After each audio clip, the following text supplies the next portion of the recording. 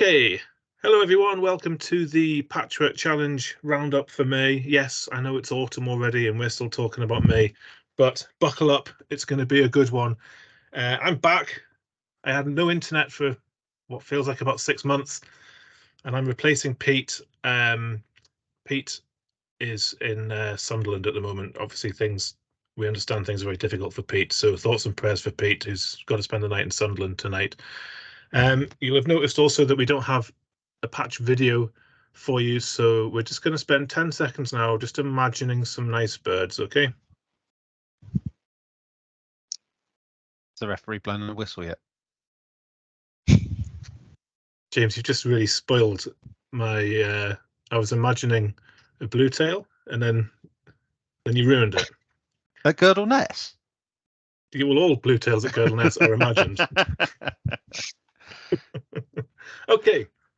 Yes, we don't have Pete with us tonight, unfortunately, but we do have Amy Robjohns, and Amy is going to be our guest, telling us about her patch birding at Titchfield Haven. So she's first in the running order.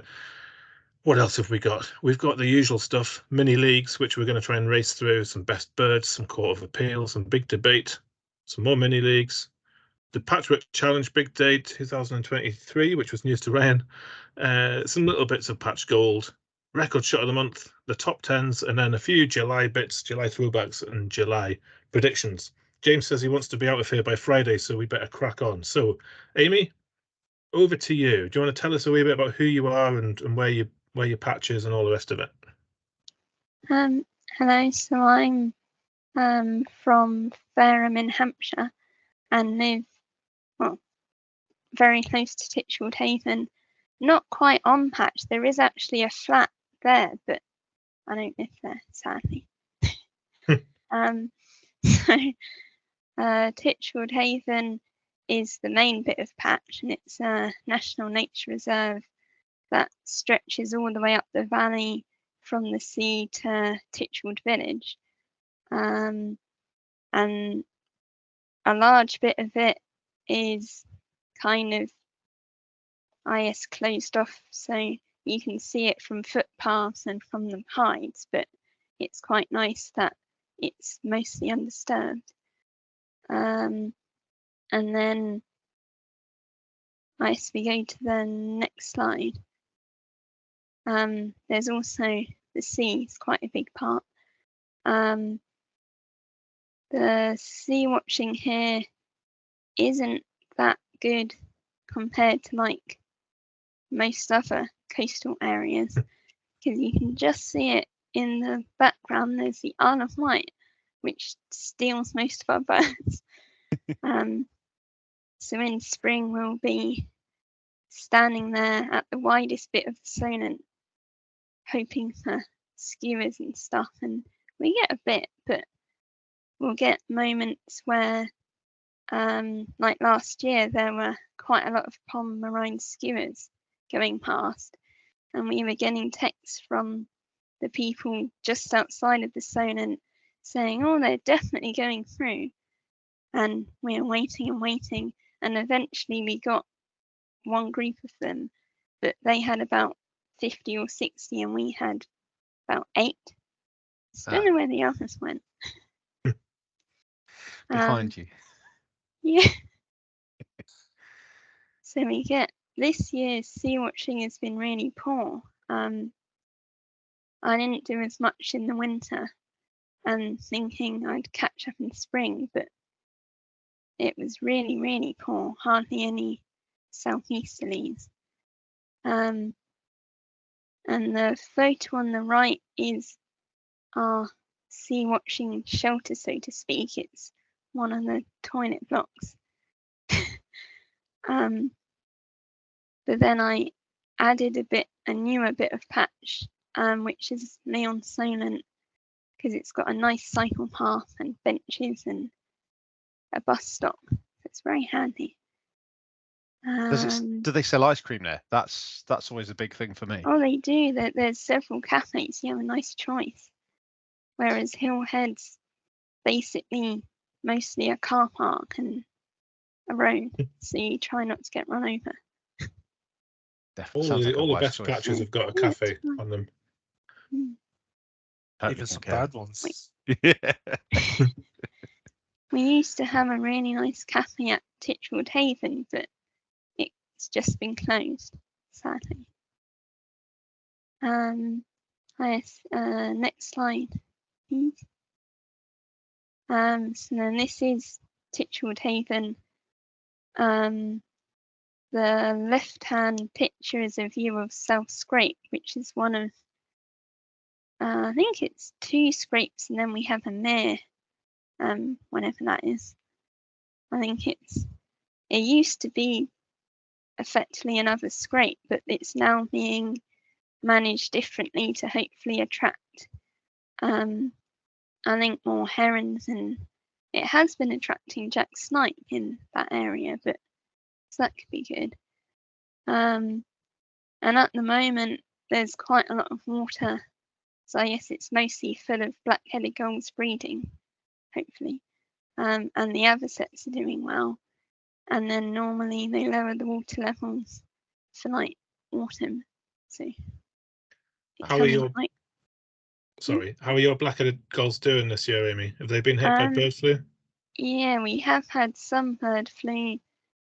I'm not sure how it's been in June, but in May, I think at times it was getting quite bad. But when I last looked, there were quite a few fledglings. So hopefully, I think there's been some success, and the avocets have been doing better this year, it sounds like. So some positives at least. Excellent. And I guess the other picture is of the river, which is quite a big part of the reserve, and that can also be quite good for waders, because you get, I guess it's slightly tidal, so it does get a bit muddy, and the water rails like it as well. Then I guess it goes up into all the water meadows, so we also have some floods up at the top, and that can be good when by chance the water level's just right. But there is still some water there at the moment, but it often dries up in the summer. And in the winter it's often, touch wood, good for all the winter ducks and stuff. Next slide, please. And then yeah, it's quite, I guess it's a little bit of a purple patch for Hampshire, and it may be smaller than some of the other key areas, but it seems to attract quite a bit. And as well as Titchfield Haven, during lockdown, I started covering the adjacent farmland because I was getting a bit bored of doing the same, like walk down to the sea and then turn around and walk back.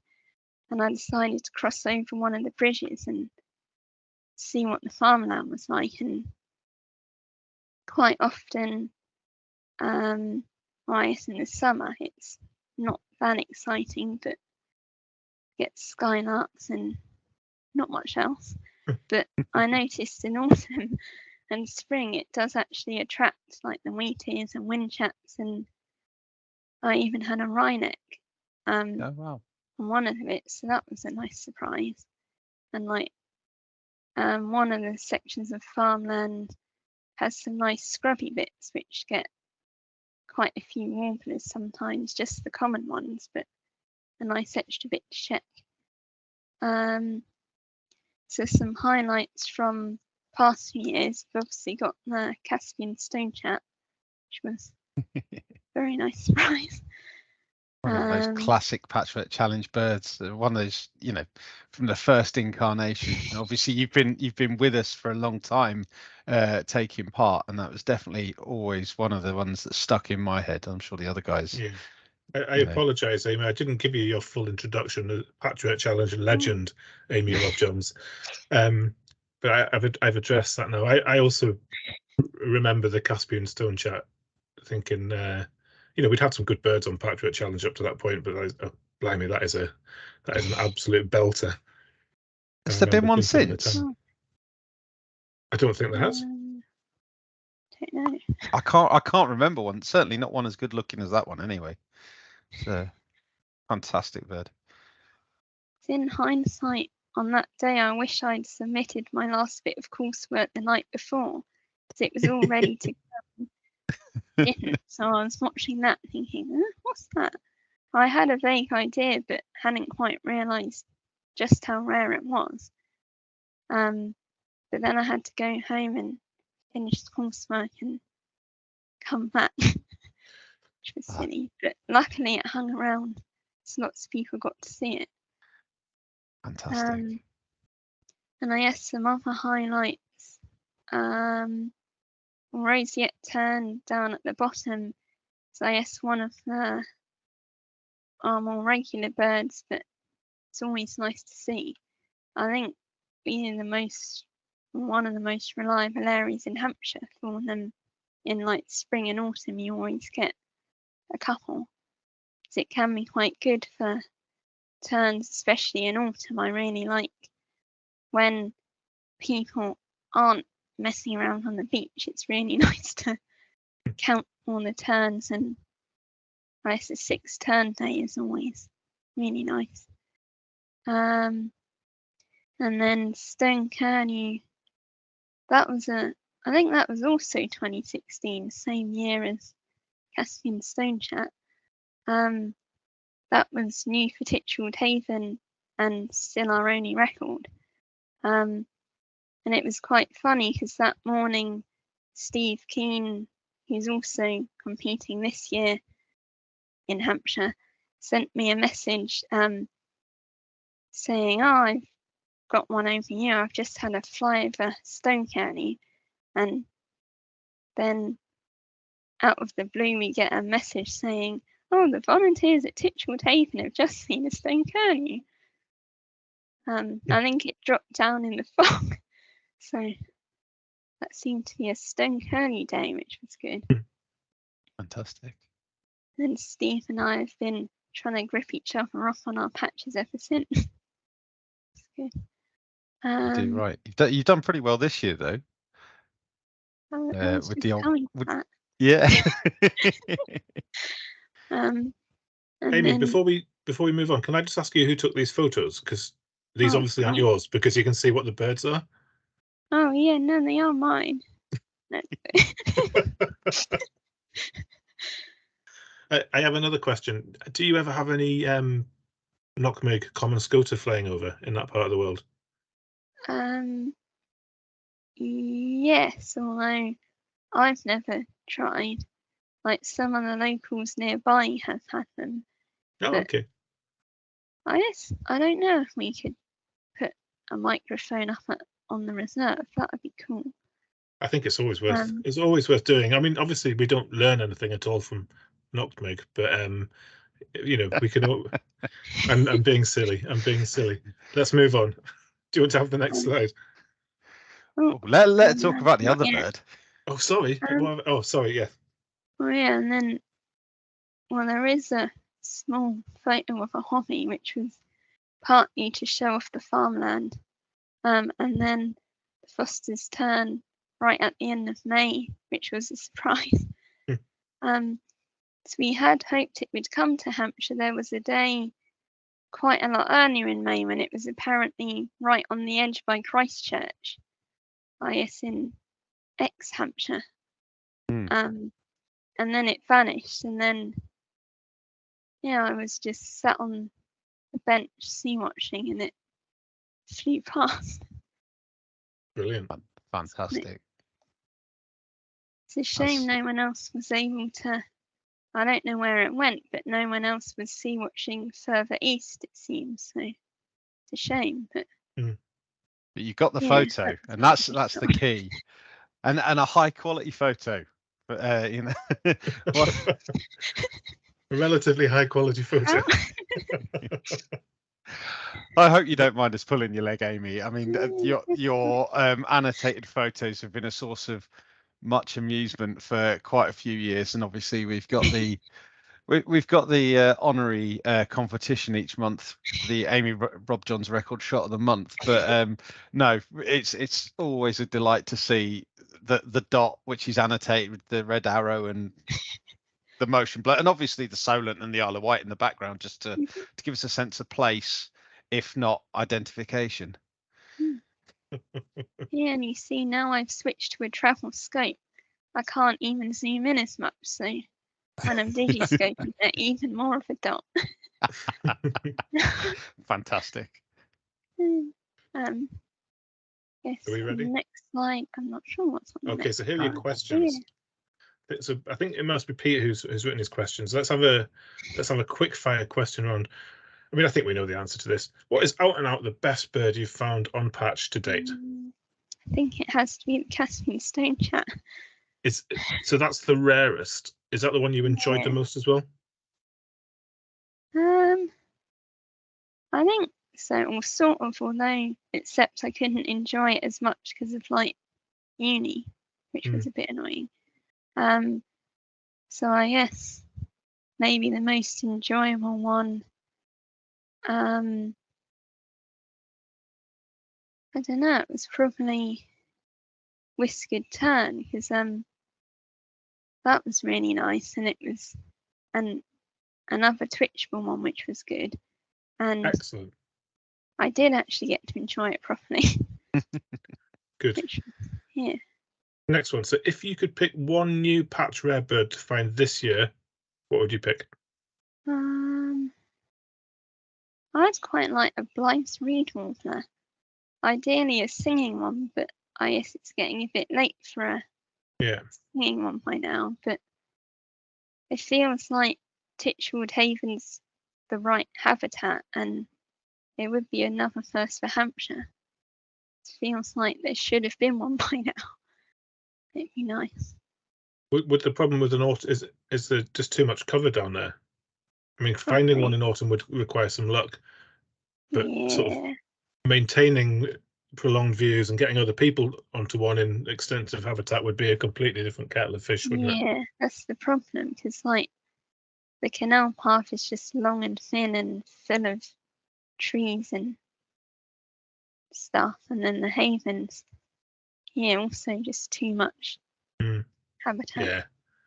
Are you off to Shetland again this year? No, not this time. You keep going now. You'll get a Blythe's reed up there one day.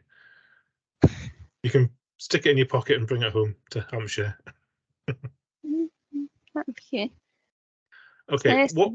Oh, sorry. Carry on. Oh, well, another potential one that there seem to be a few around at the moment. Caspian Tern would be really cool, and maybe easier. Well, not easier, but less cover and less habitat for it to hide in. Bit easier to identify as well. Marginally. So, what would be your most wanted #patch gold? What is the rarest common bird on your patch, so to speak? It's a good question. Don't know. Maybe something like willow tit, because I think they did used to occur. Well, because there's hardly any in Hampshire, if any left, and something like that would be nice, as I know there are old records, and there's quite a few birds that the people who've been covering Titchfield Haven the longest have seen. Cyril Bunting's another one, where once upon a time they were here, but they might come back because they are spreading. So that would be cool. Do you feel like that willow tit is one of sort of declining potential and Cyril Bunting is one of increasing potential? Yeah, I think so. Sadly. James, what were you going to say? I was just going to say exactly what you said. I think regardless of what the chance is right now, I think in 5 years' time, Cyril Bunting's probably going to be not very far away, given how the population's doing. Whereas willow tit's probably going to be a lot further away, the nearest pair. So sadly, And I mean, there must be other bits and pieces. Some of the stuff that lives on Ryan's patch in Spain must be heading on its way across to Hampshire. But what breeds in Spain at the moment, Ryan? Oh, nothing. It's too dry here. Just cactus. Oh, your night herons you sent.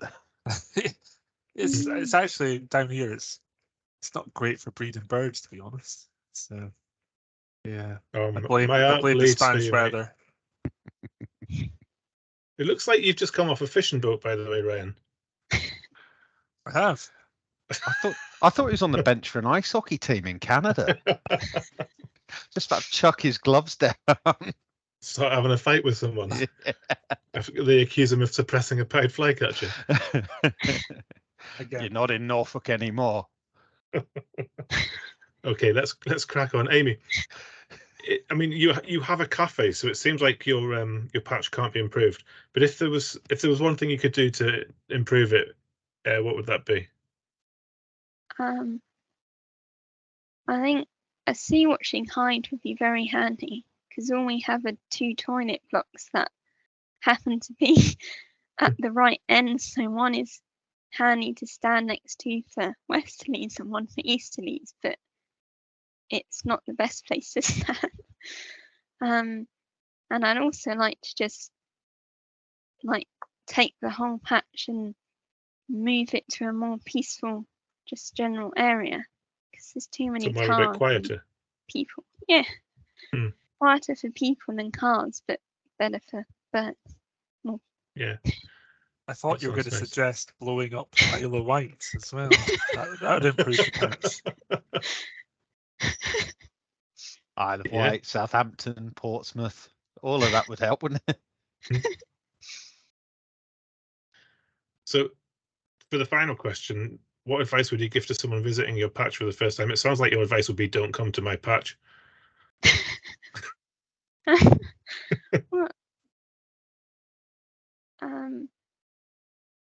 I don't know. There's very limited parking, so that's an issue, but there are sort of buses. So come by bus and walk down the canal path, because it's worth checking that as well as the reserve. And is that like an underwatched bit, is it? Fairly, and it's quite long and thin, so stuff changes there quite a lot, or if birds are moving through. Okay. But I think the reserve is covered more than the rest of the area. Nice.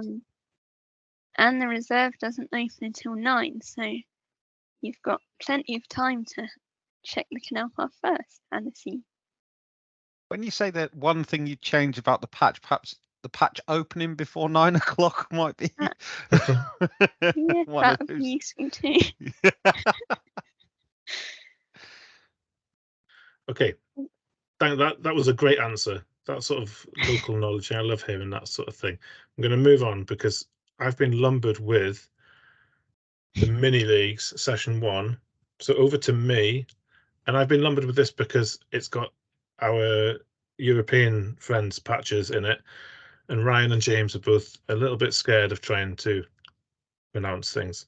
So I'm not scared, but I will apologize in advance for absolutely destroying various people's and places' names. So sorry about that. Anyway, inland south, 10 kilometers.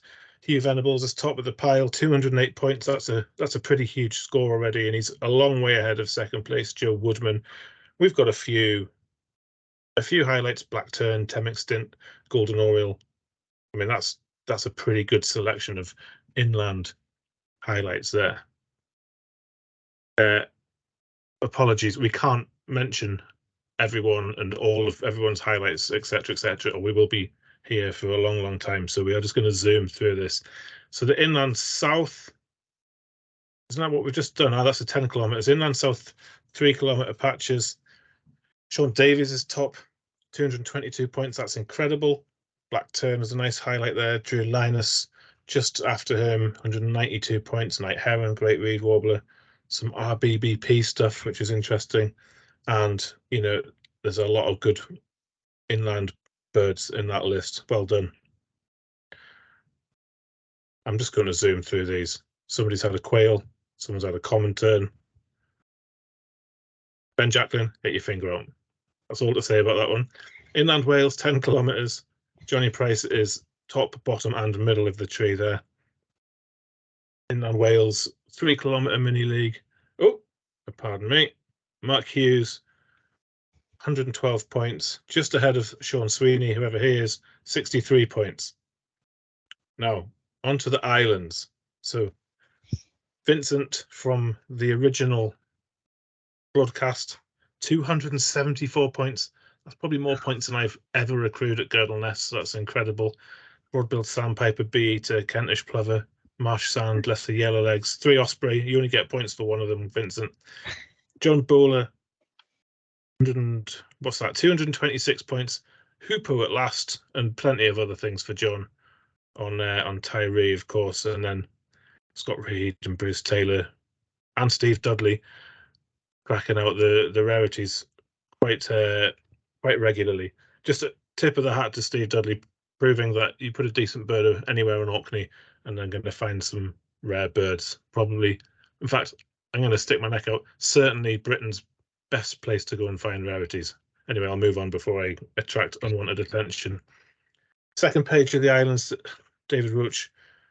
You know, the scores aren't quite as big, but he did have broadbill sand and semi-P in the same scope view. He's had red-footed pipit, blah, blah, blah. Sickening, isn't it? It's sickening for us normal people having to look at this. I'm going to move on. Why can't they all be more like Bob Dawson? The Netherlands. Here we go. Rob van Bemmelen. His patch, 299 points. That's even more than we've had already. Glaucus Skull, Blackwood Stilt, Redback Shrike and Bee to his defines. Incredible stuff. The 3 kilometre league for our European chums. Ben there, top of the pile, 180 points. Then what's Ben's patch called? Vladingen. Can you not read? I can read it. I was just checking you could. Yeah, I can read it. Vlad, what's Ben's surname, James? Gaxiella. Oh, well done. You can read it.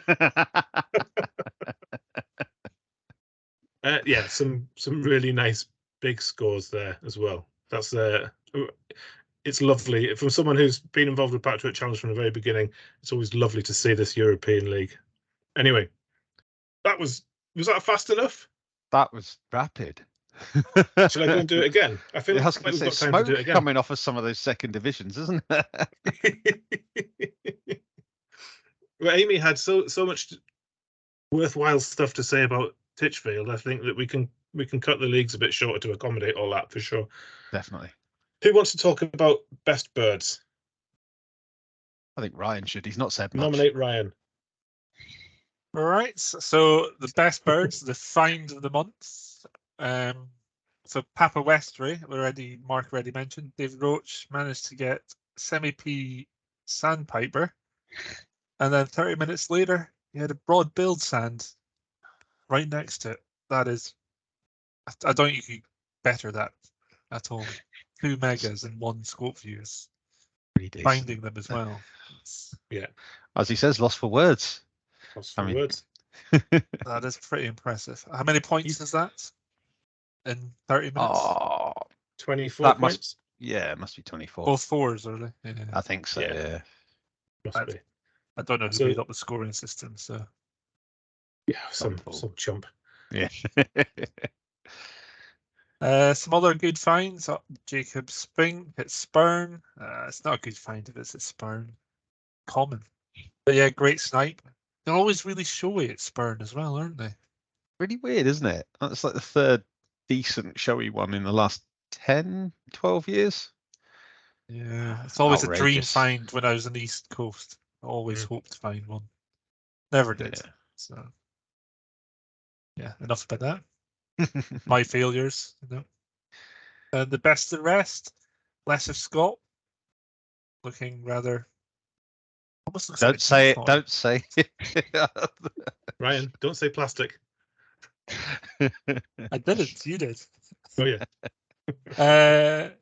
And our Gary Craig's managed to get the short-toed lark. What's that? I thought they'd be a lot more common in Guernsey. So yeah, that's pretty good. And then the bee eaters. Everyone has a bee eater in May, didn't they? Not quite Well, everyone. Those ones avoided me by about a mile. Annoyingly. Oh, that's that flock that kept running away from you. Yeah. Yeah. 14. That must be. Yeah, that'd be pretty amazing. But great for the patch as well. Yeah. So, yeah, very nice. Oh, even more best of the rest. Oh, we already spoke about Vincent's broad-billed sandpiper. That is a cracking photo. It definitely shows it's a broad-billed sandpiper. And then John Bowler, he's very happy with Hoopoe.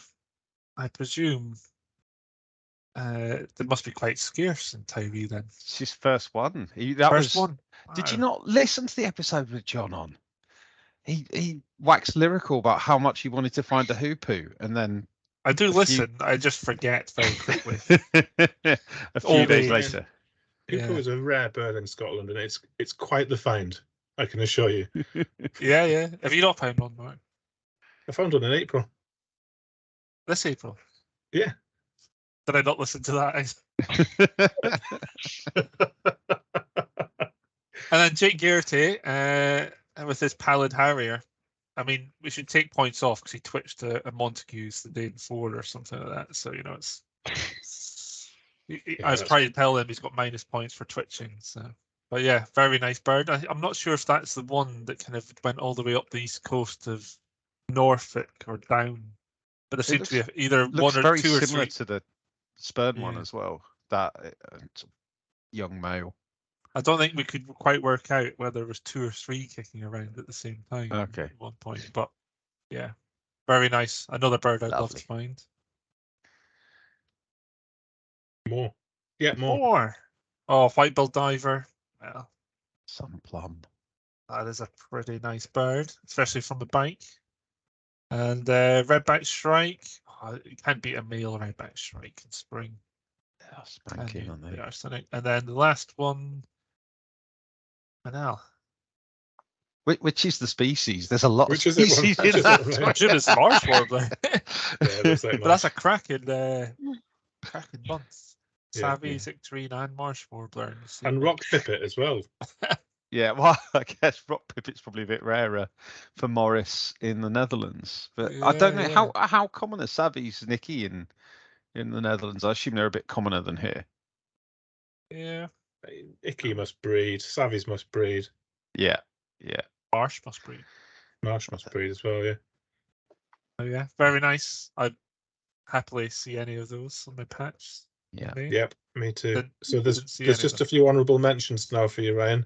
Okay. So I'll just press the button. You don't have to read them out. People can see there's a great big long list of good stuff. I think one of the more notable bits, though, was the movement of Arctic and black terns. Quite late, wasn't it? There was still going well into May for the black terns, and obviously good little late wader movement as well, which I think a lot of people managed to jam in on across the country. So that's quite nice. And also some of us managed to jam in on the night heron influx. Am I the only PWC person who hasn't seen a night heron this year? I haven't had one on patch. I had to twitch one. This is sad. Minus points. Yeah, I'm going to save mine for next month's roundup. Okay. We'll all have black-winged stilt by then as well. Yeah, that's it. The news of all the breeding pairs, I'm sure, will be out fairly shortly. Wait until you find out what's breeding at Girdle Nest this year. Is it meadow pipit? Rock pipit.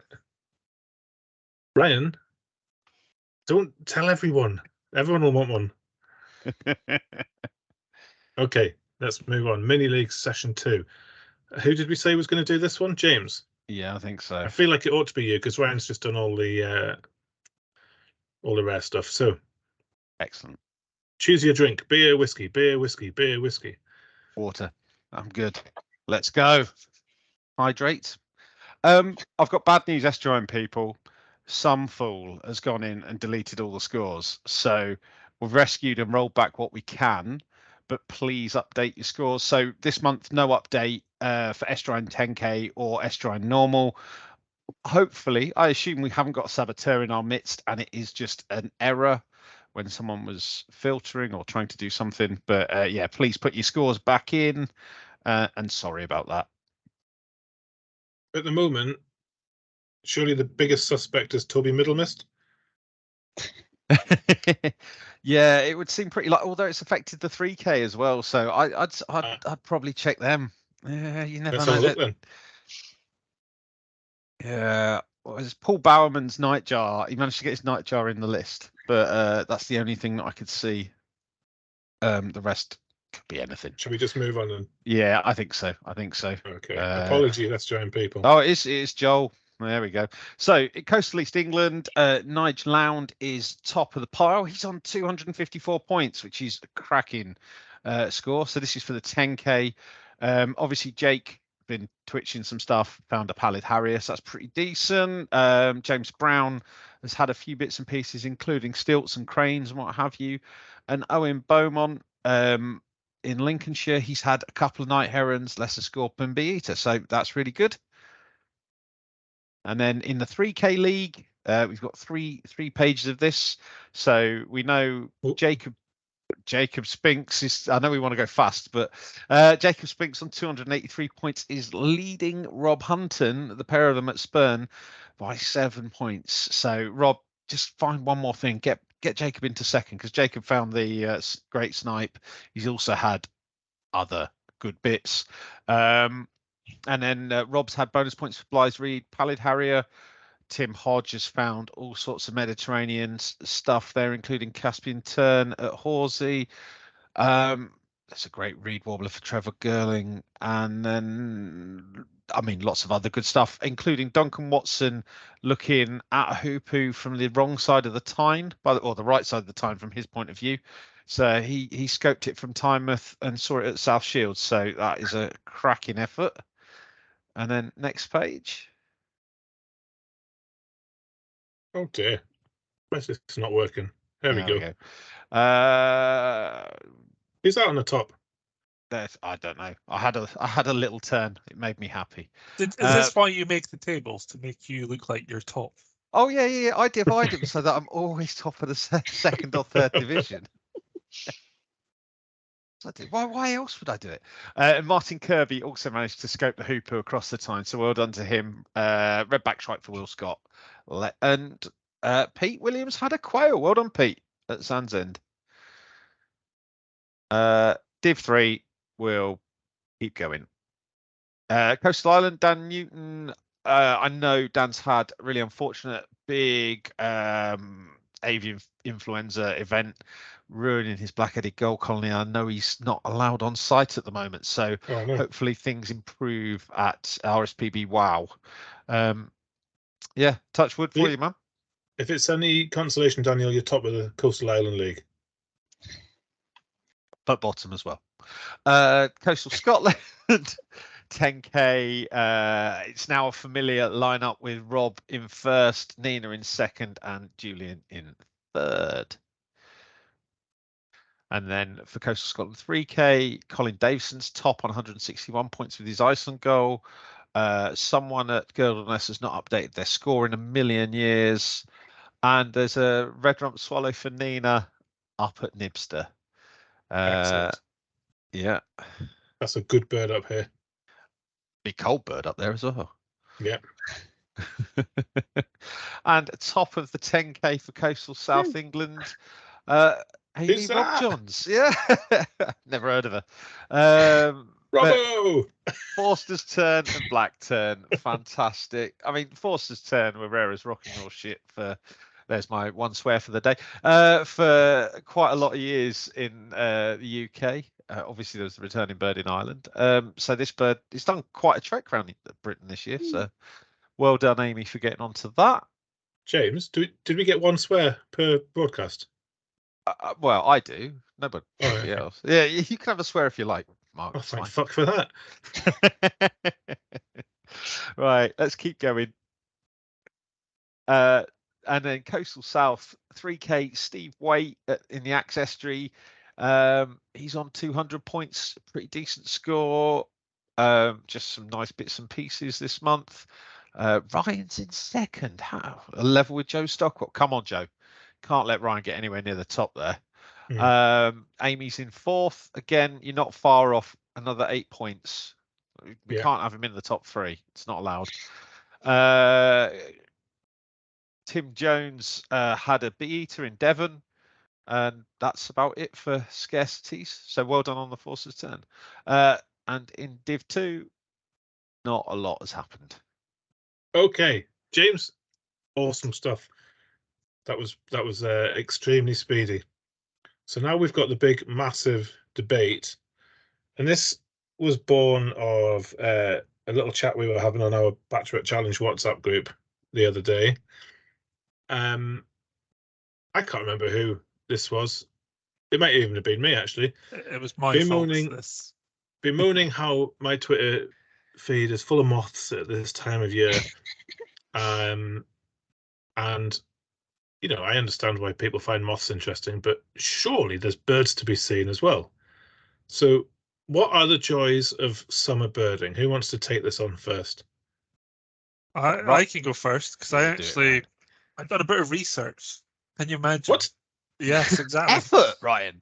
I know. I put a little bit of effort in this because I think I was one that brought this up. People always moaning about, oh, it's June, July, stop birding, put binoculars away for 2 months. And I actually just went into eBird and had a look, see what I've found at Hemsby, because I haven't had much time in here. But when I was at Hemsby in East Norfolk, in June, I had found things like alpine swift, 2 redback shrikes, white-winged black tern, golden oriole, red-footed falcon, turtle doves, plus wader migration starts. And I know fresh water, so everything was sea watching. So some of the waders, like spotted redshank, the only time I could get them was June, July. Yeah. And then you go into July, you've got swift movements, lots of waders, great shearwater, Billy shearwater. Then they start returning, things like pied flycatchers start arriving and things like that. It's never a dull moment. I don't understand all these birders. I think we could call them twitchers, moaning about June and July. You're a harsh master. I think one of the things for me is at that time of year, there's a lot of people about. It's usually quite hot, and when people get out in the middle of the day, hot, relatively speaking, when people go out in the middle of the day, there's not a lot doing. And actually, to find and see a lot of this stuff, you've got to get up really early, and dawn is very, very early. People don't like getting up at 4 o'clock in the morning. So, but I mean, certainly currently there's for those that don't know, there's a crossbill eruption going on. And crossbills generally only move in the first hour or 2 of light along the coast where I am. So I got up at 4 a.m. on Sunday. It was disgusting, but I did get a couple of groups of crossbills through the patch. And, you know, I know today has been a big black-tailed godwit movement. So record counts at sites in East Yorkshire, inland, as well as along the coast up in Northumberland. And this is absolutely bang on for returning birds. And I had a quick look at the Trek Tellen for Barmston, and there's also, like you said, spot shank is prime one for late June, but also those big swift movements, all the record movements of swifts at this time of year. Some of my biggest movements of sort of breeding seabirds as well at this time of year, because they're all doing that, you know, they're all moving off to go and get food for chicks a bit further afield. Now the chicks are a bit bigger. So, yeah, it's plenty to see, plenty to do. It's interesting you mentioned the swift movements, because in Norfolk it was always late July, but I think it was the COVID year.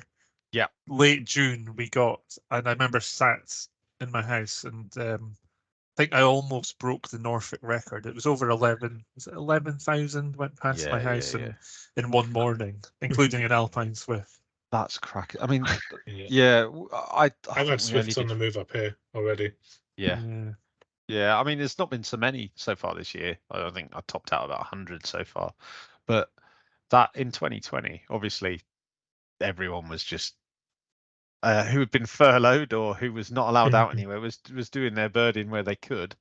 And yeah, we had 4,000 on patch, which was peanuts compared to a lot of people. I know there was a day when 40,000 went through Jib Point and broke the British record. And I don't know if you remember the videos, but that was just absolutely insane. And Yeah. that's was a spectacle.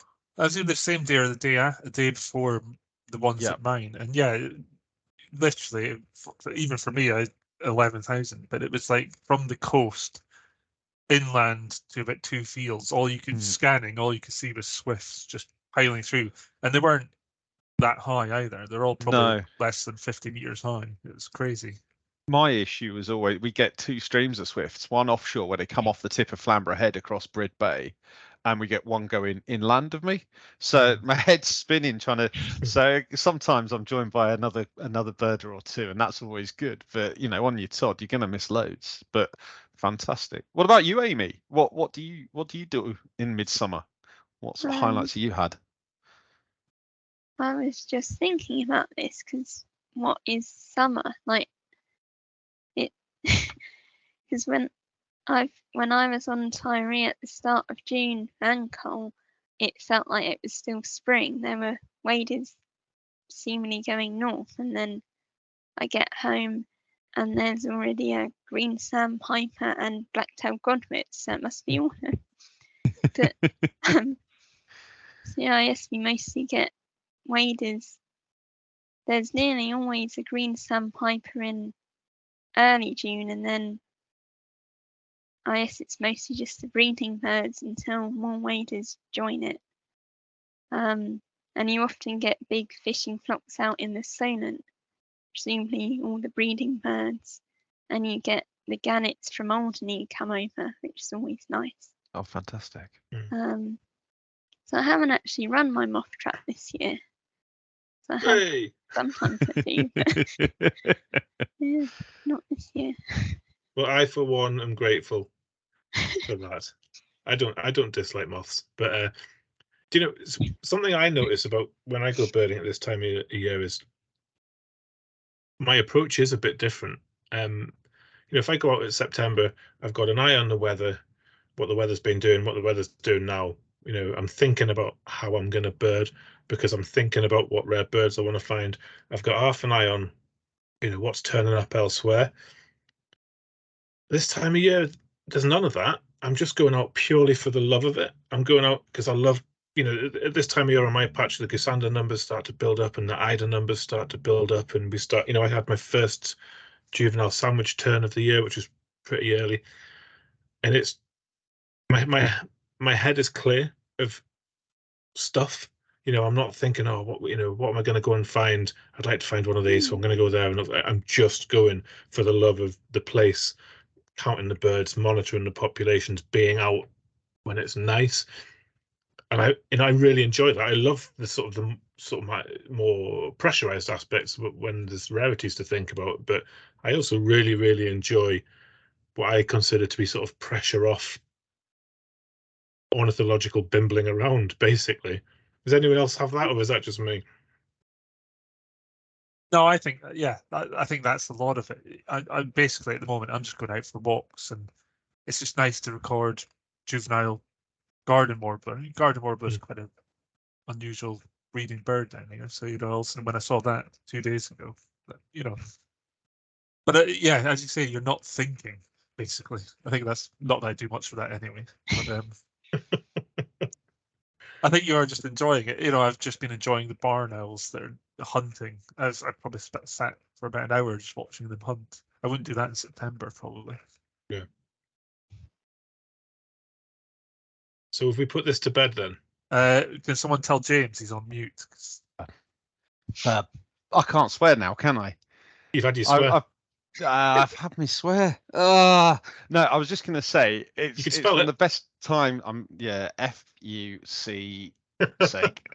Yeah. So it's one of the best times to be out because the patch is looking lovely and there's stories to tell. You've got breeding birds. I found hobby breeding on my patch last weekend, and that's obviously not something you can do at the other times of the year. I mean, obviously in terms of breeding and in terms of investigating stuff, following up leads. It's a slightly different type of birding, and I find that quite rewarding, and like just trying to work out a bit more about what your patch actually is, what's going on, what lives there, rather than just passage migrants and trying to find the next big thing. Like Mark said, it's pressure off, but the patch is also looking resplendent. There's wildflowers everywhere. It's a joy to walk around until I come across the tourists. Oh well, that's something that we all have to deal with. There's no tourists down here. I thought Spain had quite a healthy tourist industry, Ryan. Not this part. Oh, yeah, okay. We're not friendly down here. So. Should we move on? Yeah. We've debated that in quite a massive way.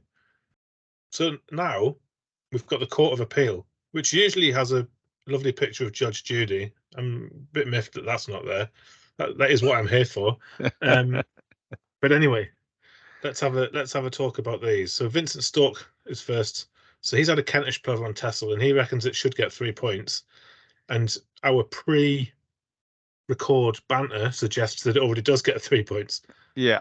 Vincent just got back to us though. And has he come back? Has he? On his score sheet, it only has 2. Well, blame him, because the version I sent to him on the 30th of December had 3 points for Kentish plover. So if they've edited it, it should stick to 2. Hang on, there is something to talk about here though, because isn't Kentish plover a BB? It is, yeah. I mean, are there any other BB rares that don't score 4 points? There shouldn't be. I'm not saying there isn't, but there shouldn't be, because that's generally how we approach it, isn't it? Mm-hmm. Stuff like fudge duck, what does that do? It didn't do anything for me. No. You're not a good nest anyway. Oh, Ryan's gone. That's all right, we don't need him. No, that's fine. But yeah, I think generally, I'm all in favour for BBs getting 4 points unless they're megas. So, but it's obviously one of those species that's on the boundary, is flicked between BB and scarcity. So, yeah. I mean, do we just track that with because obviously BB is sometimes quite slow to take stuff off and quite slow to put stuff on because of the 10-year trends? I think we can make our own decisions on it, but I think as a general rule, BB rares should have 4 points. Yeah. Unless there's good reason for them not to. And Kentish plover is proper rare now as well, isn't it? Yeah. A couple of birds a year, plus that one returning bird in Somerset. And that seems to be about it, really. Although, we should mention that this is for Texel, so Vincent has a much better idea of how rare they are on Texel. So I guess our message to you, Vincent, is just give it as many points as you think it should have. Yeah. As you edited it and decided on 2 points. Okay, let's move on to the next one. Matt Bruce, Sandwick and Shetland, Northern Bullfinch. Oh yeah, I like that. I mean, I'll tell you what, I love a bullfinch. I'm pretty sure it's in my top 3 British birds, and I would give it as many points as I could possibly give it. Yeah, but it has to be a justifiable position. So, what does everyone else think? I think Northern Bullfinch is probably a 4-pointer for me. Is it 4 points? Yikes! I would say it's a 4-pointer. If I found one, I'd want 4 points. Yeah, I'd want 12 points. Yeah. That. Amy, any thoughts? I don't know, because they are quite rare, aren't they? I mean, they're eruptive. They're eruptive, sort of, yeah, analogous with, say, 2-bar crossbill. Yeah, like fair enough. Yeah, I'd probably say they're rarer than 2-bill crossbill. 2-bar crossbill. Even. I was going to say 2-bill crossbill, one on the front and one on the back. Do you know they're probably more difficult to, like, outside of the Northern Isles? They're probably more difficult to prove elsewhere. Good job Matt lives at Sandwick then, isn't it? Yeah. Do we have any other subspecies that get 4 points? What does Black Brant get? That's a 3, isn't it? It's a 3, yeah. I think there are, though. Some of the yellow wags get weird. Oh, yeah, some of the yellow wags, of course. And some of the white wags are 5 points, aren't they? Yeah, oh, yeah, there's stuff with 5-point. Black Black-headed wags, 5 points. All the weird Amur wag. And, yeah. I mean, poll. Hey, poll. Stick it out on the old Twitter. Stick it up a poll. No. Yes, let's just stick it on Twitter and see what people think. Or Hang on. Or do you think? I mean, it's good for a laugh, but if we all think it's worth 4 points, then let's just give it 4 points. In my experience, the public can't be trusted. Well, we don't want a 49-51 situation here, do we? Okay, all right. Well, 4 points. 4 points, Ryan? Yep, 4 points. We'll give Amy the casting vote. Yep, 4 points. Excellent. Okay, the next one. I mean, I don't even know what this is. An exotic. I know what this is. Is this Centralis? Is it? This is Central. We've done this one with Jane before in iteration number 1. I think my position hasn't changed. How do we know do we know the full range of the subspecies we're getting through in terms of what they look like? And do we know how do we know this is Centralis dunlin? And also it's a dunlin, they're circumglobal. Just because it's a different subspecies, should it get more points because it's a slightly different hue? Bullfinch is semi-circumglobal.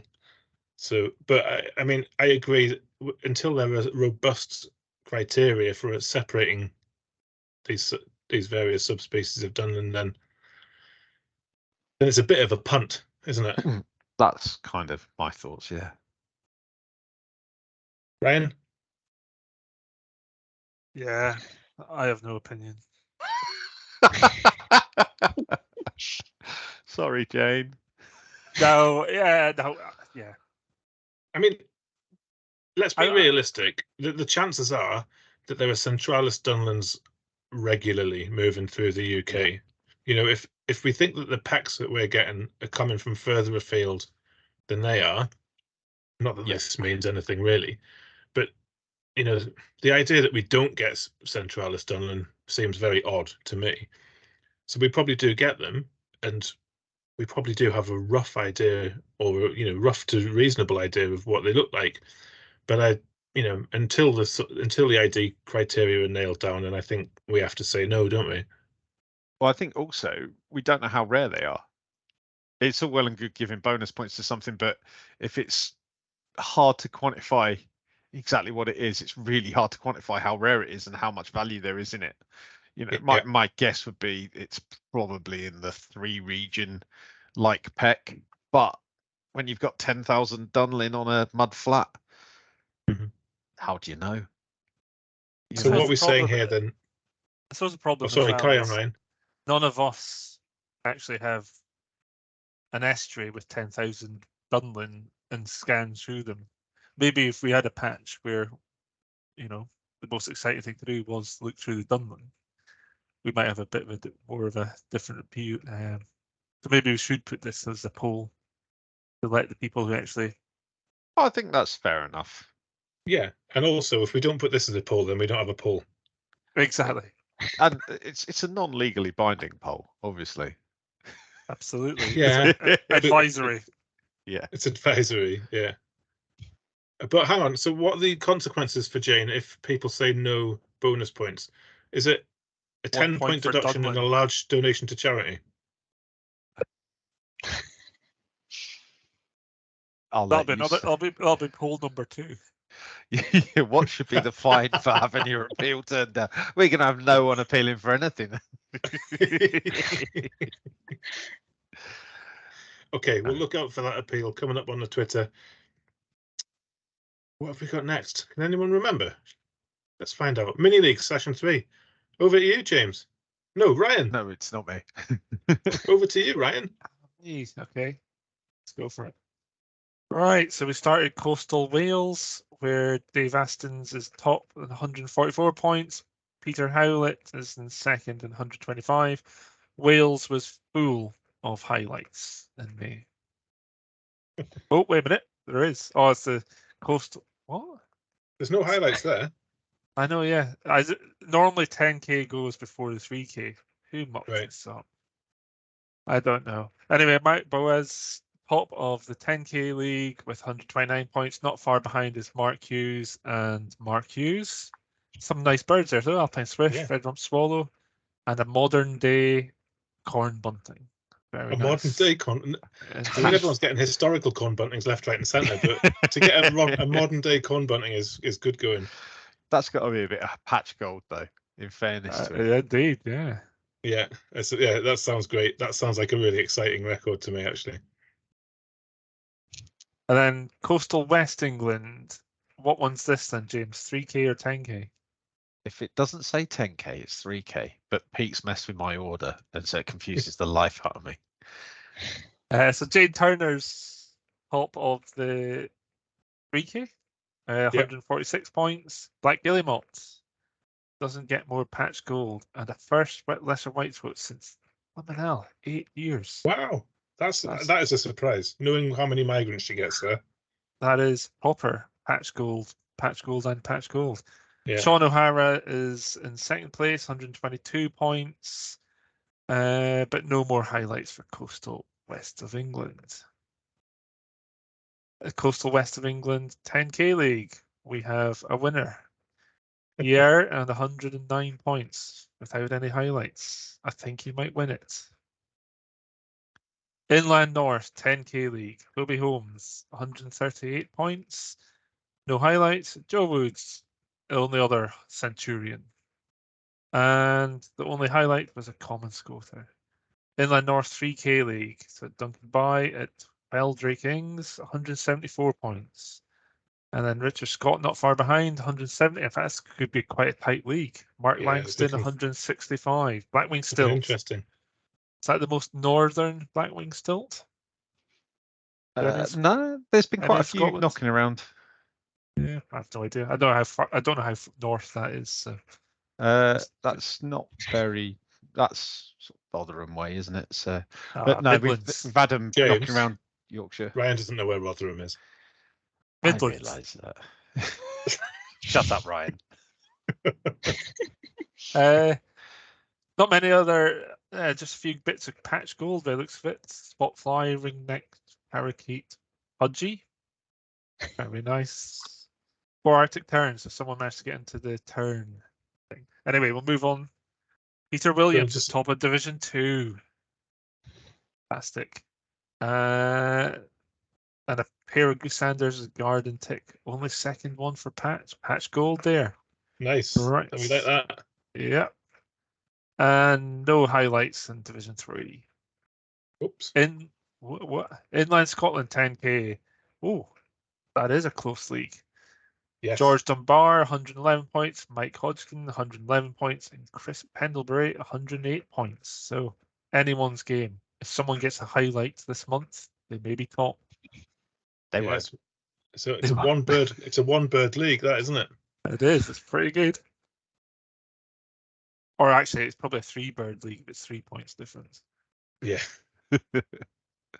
Inland Scotland 3K. Luke Wake, it's Loch Lomond, 133 points. Zool, who done that excellent blog post to actually explain what we do, is in the 118 at Loch Winnoch. No other Centurions, and highlights are a bit thin in the ground again. Windchat is the best bird. Okay. Oh, Patrick Challenge, big day out. James, seeing as me and Ryan didn't know what this was, why don't you tell us all about it? Well, I mean, this was when you were in the great internet kind of absence. You disappeared. It felt like 1996. I mean, that'd be quite fun.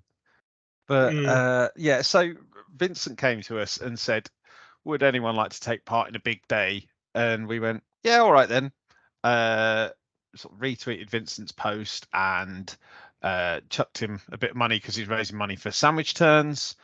And then I totally forgot about it, and I'm really sorry, Vincent.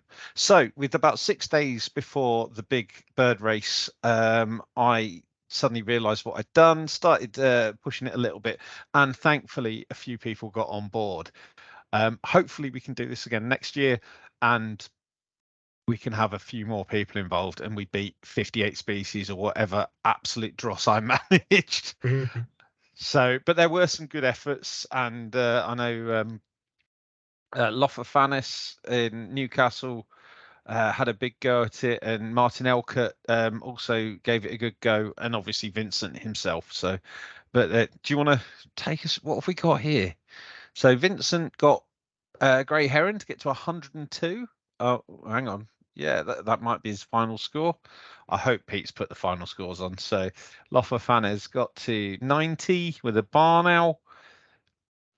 There's quite a few lower scores. This is where you can tell I'm quite blind. Martin Elkert also got to 90, and he got Little Gull. I remember seeing sort of squinty pictures of Little Gull and Little Tern. And then on Exminster Marshes, they also got to 90. So all sorts of fun, and but nothing particularly rare. So hopefully next year we can do a bit better. And I'm sorry, Vincent. I was just sitting there thinking now, since me and Mark especially didn't do this, how many species do you think would you predict you'd get on the 6th of May? I don't think I would ever get anywhere near 90. I don't think I would even get. Well, I think 65 would be probably the most. I think. I think 70 is probably where I could have got to if I hadn't have had to clear off and do dad things like the boring man that I am. But yeah, I don't think 90. I can't get anywhere near 90. I don't have any fresh water, really. Andrew Whitehouse has done a couple of big days around that time of year at Girdle Ness. He's got a very slightly different patch to me, but he's had, I think he got about 80 species this year. But he's up at 4 and he's going until 11. He really puts a shift in, and of course we have the benefit of the sea and any migrants as well. And but yeah, fresh water 80. and a river. And we don't have really any fresh water. We've got the river, I guess, but there's not much on the river at that time of year that you're not going to get elsewhere at the headland. I think our guest is probably going to do better than us, though. Shopping trolleys. Oh yeah, there's that bit of fresh water. I forgot about that because the reeds are so high you can't actually see the wet bit anymore. It really, changed. Yeah. Amy, what would you get on a big day in May? I'm assuming you probably do 100 where you are. I've never managed 100, but I guess in theory it's possible if the sea watching's good. I did a half-hearted big day and I forgot to tally up what I saw, but it was really heavy rain and there were a few little turns and not much. More of a medium-sized day, but yeah. You can't really be sure. Fantastic. But I don't know, maybe 80-ish. I think that of the 4 of us, Amy, you're probably best for the spring at least. You're probably best placed to get the biggest score. Yeah. In fact, probably all through the year, to be honest. Just having ducks. Yeah. Yeah, because that's the big thing. I think when I was in East Norfolk, it might have been all right because I'd have had waders and ducks potentially in the sea. Down here, that just doesn't happen. In May, though? Would you have had those in May, or would that have to be I'd probably get September? I think in May I'd still probably get 3 or 4 species of duck going past in the sea. I'd imagine, like common scoter and things like that. Widgeon, yeah. And there'd be a few waders going around, but the patch down here, there's just nothing. It's interesting. Up here, April and May are probably the best months to get interesting ducks. I mean, it's rubbish. Like Girdle Ness is rubbish for ducks unless it's eiders and scoters and goosanders, the odd teal and mallard. But if you want like a pintail or shoveler, potchard or something like that, April and May are really the best months for that sort of thing. It's definitely September here. It used to be November in Norfolk. Oh, that's interesting. I mean, September through to November is good, but we definitely get most diversity, if not most numbers, in September. Anyway, Should we Let's move on. keep going? Yeah. Patch gold. It feels like I ought to do something now. Yes. I haven't done anything for a little bit. So let's have a run through the bits of patch gold. A mandarin. That's modern day patch gold. That's not historical patch gold. That's modern day patch gold. Little turns at Portrait Car. That feels like a proper rare bird. It's middle of the country. That's pretty. It's inland, isn't it? I mean, Yeah, it's an amazing well record. inland. I'm not belittling it. I just whether it's patch gold or not, I'm not sure. Still, something that Scotty Portrait bird have probably enjoyed an awful lot. Hide fly, yeah, that's don't know. That's just a good bird, isn't it? Yeah. And turtle dove as well. I'm glossing over these because I know on the next slide we've got something that rivals coot as ultimate patch gold, and the context of the tweet is perfect. So Rob Hughes, mute swan and killer whale.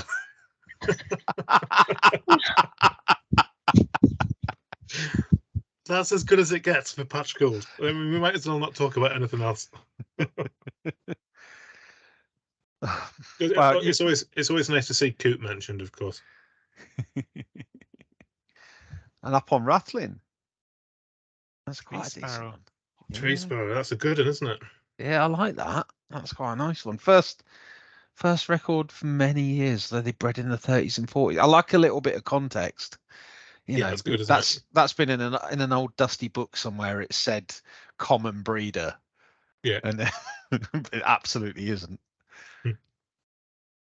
But I think that, I mean, I don't know. I'm going to make an executive decision, and just because of, I mean, mute swan is definitely the gankiest of the birds put up here, and to have it as a highlight, even just alongside or possibly over orca, yeah, is.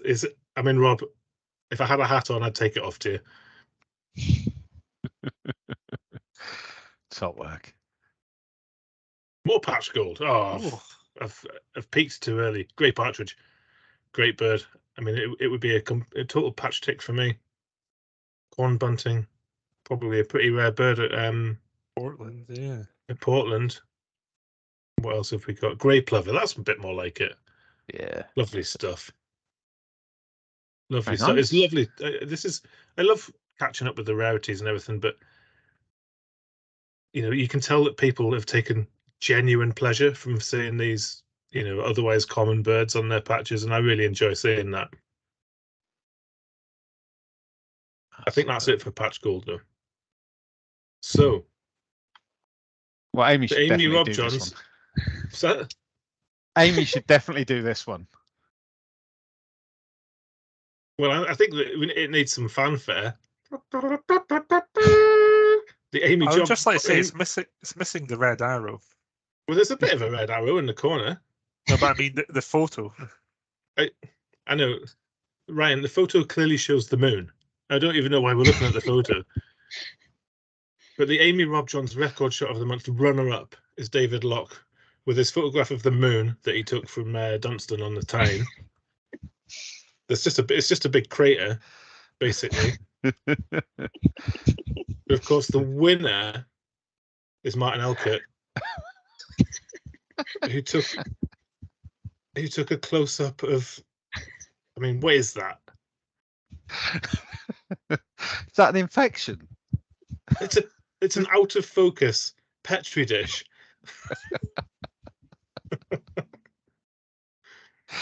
Oh, someone's failed biochemistry again, haven't they? Yeah. It looks like someone's run past a barcode. I think the Rarity Committee would accept it if that is the submission. He's got too close to a Dalmatian, and it's. I like it. I mean, well worth putting that picture up there.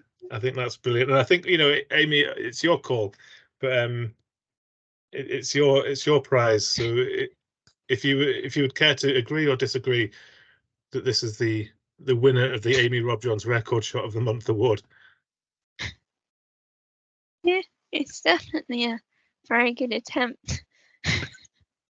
That's a bit disparaging. I think she thinks they can do better. But By the way, can I just ask? Does anyone know What? where the bird is in the photo? I was just Is it thinking not that I can't. centre right, or have I got something on my screen? No, I think it's centre right. Where? that bit. You see the big black dot, and then Uh-huh. come down to halfway, and just to the right of that, there's something there. I think, or that might be on my screen. No, that's This on is my what- screen. This Hang is on, why. I've That's just on my worked out- screen. This is Is why you that the need red sea? arrows. Yeah. No, I've just got a dirty screen. Ignore me. Yeah. I have no idea. Well done, Martin. That's excellent. I mean, that's gonna. I think we should, at the end of the year, we should pool all of these and have an overall winner. That's going to be tough to beat. I think we should have a calendar of all the winners and run it up against Cliff's calendar of record shots and see which is record shot supreme. Can we, if we're going to have to do a calendar, can we sell it for charity? I mean, raise money and buy Cliff an actual camera. I'm for that. Yeah. Okay. Let's crack on. Top 10 leagues. This was Ryan, wasn't it? Again? Yeah. Oh, I've gone then. I've said it now. Yeah. The top 10 overall in 10k, and Rob Van Bemmelen is 299. That's a crazy score for That's mad. May. And then another Dutch. It's just basically the Dutch running away with it. 274 for Vincent, and Arnold's on 255. And the UK flag has been flown by Nigeland on 254. I think we've mentioned all the Ryan, highlights. you're Yeah, making we this don't sound very, very Brexit, Ryan. They can't have any more birds left to find. 198 species. That's all of the species. not fair, is It's it? interesting to see the coastal England. They're doing better than the islands. That is, Yes. Yeah, that's this time of year. That will soon change. Yeah. Autumn will see the end to that, won't it? Yeah. Right, ready on for to the next one, Ryan? Yeah, go on. The green top 10, and Rob's winning again. And so is Vincent, and so is Arnold. Have you just copied the same table, James?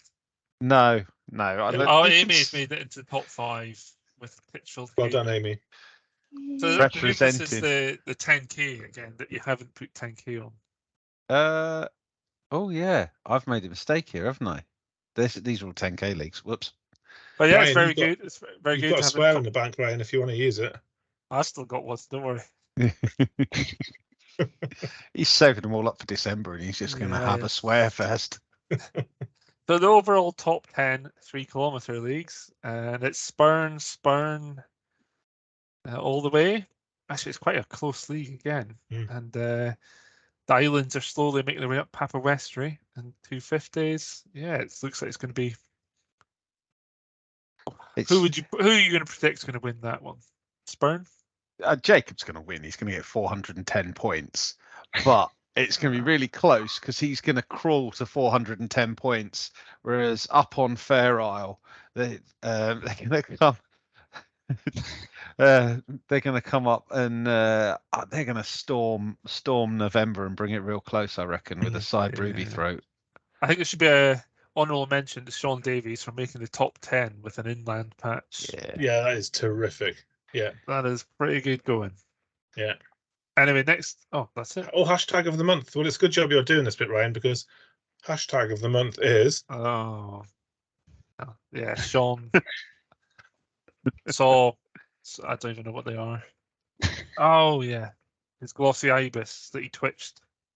He's twitching them all nowadays. Yeah. So that's why he's trying to say they're self-Ryan. What does that mean? I've no idea. I think he's just trying to take the mickey out of me. They keep docking points off his score for twitching. But twitching so it just and then to not give it tell context, anyone. Sean used to be my neighbouring patch in East Norfolk, so we do actually know each other. He's not just abusing me for no reason. He's abusing me. He's abusing you because he knows you. Yeah. Yeah, he knows you need to be abused. Yeah. Yeah. Okay. Excellent. And I think that might be us. Oh no, a bit of a throwback. I forgot about this. Oh, fantastic. I mean, this is a nice one, Pete. This is a lovely thing to throw in. 2 absolutely monstrous birds from Patchwork Challenge, July, back in the day, 2014, Baltic gull in an easy plumage. I mean, not sure I agree with that bit of it. Didn't Martin write the identification guide off the back of that bird? I think so. I think he sent us the draft of his paper to persuade us to give him the points. Did you read the paper, or did you just wave it through like I did? Very much like Ryan, I've read it, but I've forgotten it. I'm not surprised. You're older, so. And then a great knot, which I reckon I probably could handle. Yeah. Braden, what an amazing bird that is. Look at that. So, Very nice. put your moth trap away. There's evidence there of 2 absolutely brilliant birds to look out for in July. What else have we got coming up? Some more throwback stuff. Western Sandpiper, Tecumseh, White-winged black tern. Not quite as monstrous, but still enough to put a smile on anyone's face, I should imagine. So with that in mind, and before we finish, I'm going to come to all of you and ask you for a prediction for July. And I'm going to ask Amy first, so she doesn't have to deal with you lot stealing her predictions.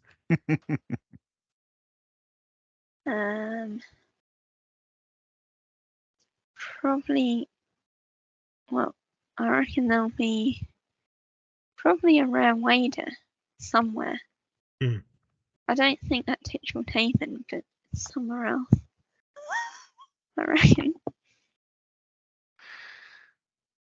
You going to narrow it down at all, Amy, or are we just going to go with a rare wader? I'm going to go broad, and then I'll be Hang on. right. No, James, this paves the way for me to predict a rare bird. So Excellent. Excellent. Okay, let's go to James. I'm gonna find a needle tail. It's gonna happen. I'm just I can't see Can I when swear I'm now? Yeah, Yes. Oh dear. Where are you going to find it, James? Which patch? I'm gonna be on my coastal patch. I'm gonna be sat there, glazed over, looking confused. It's gonna zip through. I'm not gonna know what it is.